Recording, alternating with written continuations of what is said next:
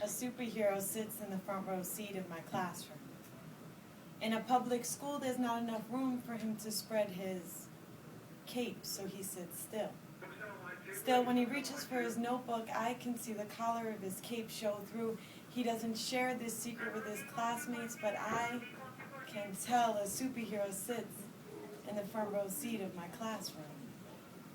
In a classroom full of hungry hearts and eager minds, he often feasts alone, with a mind full of edible wishes. But he tries not to bite off more than he can chew. Still, he dreams with forkfuls as empty promises cut through his beliefs. He continues to spoon-feed his endless thoughts with fistfuls of uncertainties, hoping faith will teach him proper table etiquette. He's not sure where to place the second fork and how the fold of the napkin should crease like the skin under his eyes from sleepless nights. He's become all too familiar with filling his drinking glass with tears and placing it next to his plate. During meals, his father once scolded him for crying in public. So he puts the cup down as a silent reminder for how he feels. He indulges in his notebook, feeds thoughts to his pencil. Fast food dreams are devoured like three-course meals. He licks his lips after each serving, but in his mind, he doesn't deserve much. The tradition has been well fed. Consumed in penitentiaries, seemed like everyone ate their carrots and their clothes resembled full bellies. Impressionable, Obi's footsteps are easy to follow, so he's told to lead, but it's difficult to push aside the carrots when no one else is eating the greens. He holds on to hugs like secrets, keeps them unexposed beneath his clothes so only he could hear them. I came to believe superheroes don't hug.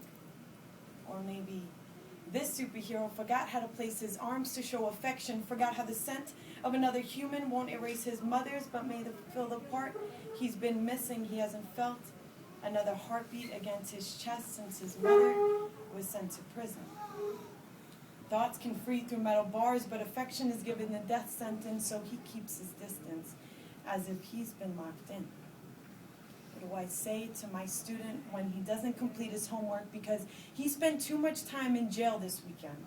What do I tell him when he asks, why me? How do I respond to, I didn't want my life to be this way? Who do I go to when he looks me in the eye and hands me a glass of water? I tell him, drink up.